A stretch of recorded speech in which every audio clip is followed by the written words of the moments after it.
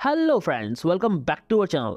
तो जैसा कि लास्ट एपिसोड हमने देखा था कि डार्क ड्रैगन ज़्यू को सैक्रिफाइस के तौर पर यूज कर रहा था, जिसे छुड़ाने की लेन मेयर काफी कोशिश करती है, लेकिन उसका कोई मैजिक काम नहीं आता है, जिससे वो समझ जाती है कि उसकी प्रेसिडेंट किस तबाही के बारे में बात कर रही थी और वो समझ जाती है कि अब वो कुछ नहीं कर सकती है, इसलिए वो अपना माथा पीटने लगती है। वहीं इधर इन लोगों की टीम में लॉन्गटियन और लेग्रेनी सही सलामत बचते हैं, जो कि फाइट कर सकते थे, लेकिन वो फाइट करते करते अब काफी हद तक थक चुके थे, क्योंकि वो चाहे जितना भी इन मॉन्स्टर्स को मार ले, ये डार्क ड्रैगन की वजह से फिर से रिवाइव हो जा रहे थे। कुछ ही देर में ये सारे मॉन्स्टर्स अब लॉन्गटियन पर भी भारी पड़ना शुरू हो जाते हैं। तभी वहां पर एक अटैक आकर उन मॉन्स्टर्स को खत्म कर देता है, जो कि जेंटियन ने किया था, और वो लॉन्गटियन का मजाक उड़ाते हुए कहता है कि मैं तो टाइम पर आ गया, वरना आज तुम्हारी तंदूरी बन जाती। जिस पर वो उसे डांटते हुए कहता है कि अपनी बकवास बंद करो, तुम्हारे लिए भी इस ड्रैगन को हरा पाना आसान नहीं होगा, क्योंकि ये ड्रैगन अपने सैक्रिफाइस की पावर को एब्जॉर्ब कर रहा है, और अगर हमें इसे हराना है तो हमें सबसे पहले ज़्यू को खत्म करना होगा। जिस पर जेंटियान तुरंत ही रेडी हो जाता है, क्योंकि वो पहले से ही ज़्यू को मारना चाहता था। लेकिन इस पर शैनोनिया गुस्से में आ जाती है और वो लॉन्गटियन से कहती है कि जेंटियान तो पहले ही ज़्यू का दुश्मन है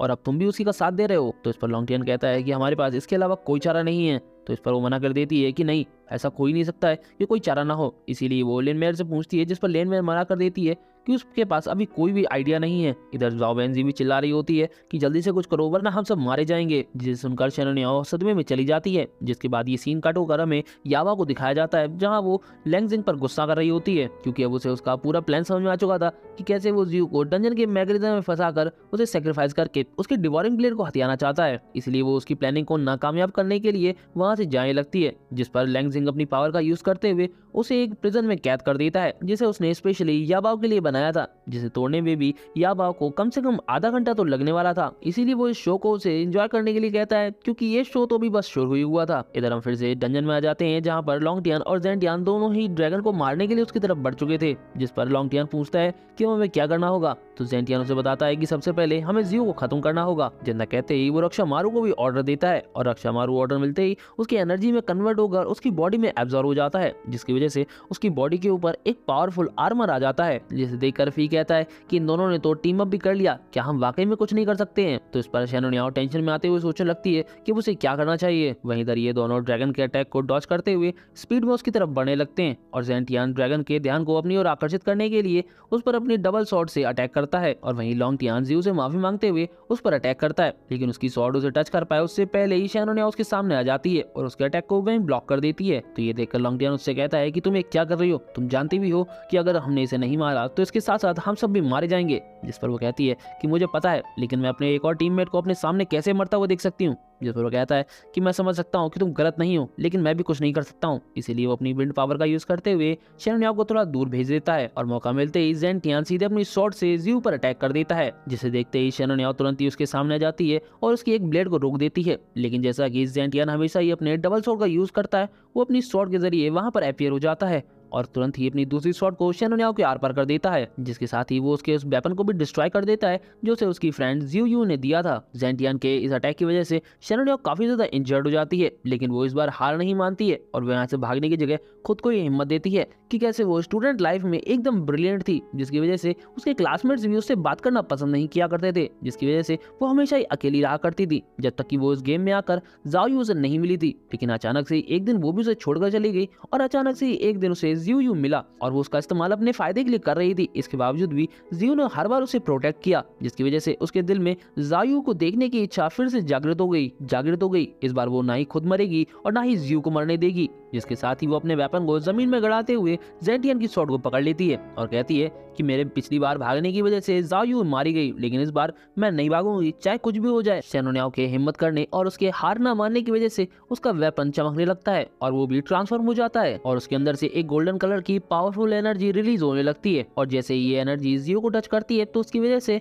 उसे अपने माइंड कॉन्शियस के अंदर होश आ जाता है, जहाँ जब वो इधर उधर देखता है तो उसे एक तरफ वही गोल्डन एनर्जी नजर आती है, और अगले ही पल वो एनर्जी यूई का रूप ले लेती है। जिस पर ज़्यू उससे पूछता है क्या कर तुम यहाँ क्या कर रही हो। जिस पर वो कहती है कि मैं तो तुम्हें यहाँ बचाने के लिए आई हूँ ताकि तुम मुझे रिवाइव कर सको, अगर तुम मर गए तो मुझे रिवाइव कौन करेगा। और फिर कहती है कि मुझे बिलीव है कि हम दोनों फिर से एक दूसरे को जल्दी देखेंगे। जिसके साथ ही वो एनर्जी वहां से डिसअपेयर हो जाती है। इसी टाइम पर हम ग्रे मिस्ट गिल्ड की प्रेसिडेंट को देख पाते हैं, जो कि अपने ग्लोब में आए हुए क्रैक्स को देखकर कहती है कि किसी ने फ्यूचर को चेंज कर दिया है। एक मिस्टीरियस पावरफुल फोर्स ने सब कुछ चेंज कर दिया। अब इधर जियो को भी होश आ जाता है, जो कि डार्क ड्रैगन के पंजे से निकलकर शेनोनियो के पास आ जाता है और ज़ेंटियान की स्वॉर्ड को पकड़ते हुए शेनोनियो से माफी मांगता है और ये सब उस पर छोड़ देने के लिए कहता है। इसके साथ ही वो ज़ेंटियान की स्वॉर्ड को तोड़ देता है, जिसे देखकर ज़ेंटियान पूछता है कि अगर तुम सोल ईटिंग ड्रैगन के पंजे से कैसे निकल पाए, ये तो मुमकिन ही नहीं है। वो अपनी बात खत्म करे उससे पहले ही डार्क ड्रैगन उसी पर अटैक कर देता है और जियो के सामने आकर खड़ा हो जाता है, जिसे देखकर लैंगजिंग काफी खुश होता है। तो याबा उससे पूछती है कि आखिर जियो एस रैंक के बॉस को कैसे डिफीट कर सकता है, वो भी इतनी इजीली। जिस पर वो उसे बताता है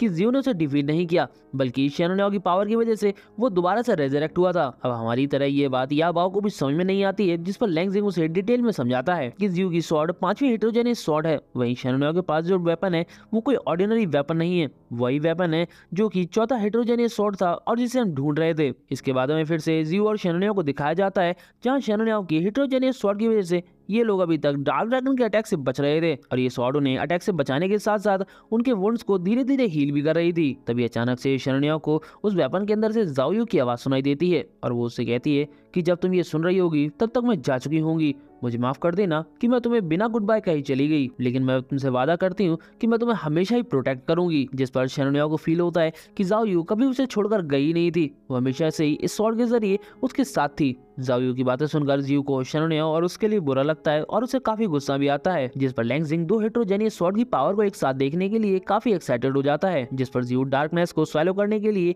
डिवॉरिंग ब्लेड का डिवॉरिंग मोड एक्टिवेट कर देता है, जिसकी वजह से जियो की स्वॉर्ड वहां की सारी डार्क एनर्जी एब्जॉर्ब कर लेती है, जिसकी वजह से उसका बॉडी ट्रांसफॉर्मेशन कंप्लीट हो जाता है और वो एक नए अवतार में आ जाता है, जिसमें उसके 2 पंख भी होते हैं और वो इसमें काफी कूल भी लगता है। और वो शुरुआत में ही अपने आसपास के कुछ ड्रैगन्स को खत्म कर देता है और शेनोनियो को दिलासा देता है कि अब वो सब कुछ ठीक कर देगा और फिर सभी से कहता है कि अगर किसी ने भी हमारे रास्ते में दोबारा आने की हिम्मत की तो मैं उसे खत्म कर दूंगा। जिसके साथ ही ये एपिसोड ही खत्म हो जाता है। वीडियो पसंद आई हो तो लाइक शेयर और कमेंट करना ना भूलें। Thanks for watching.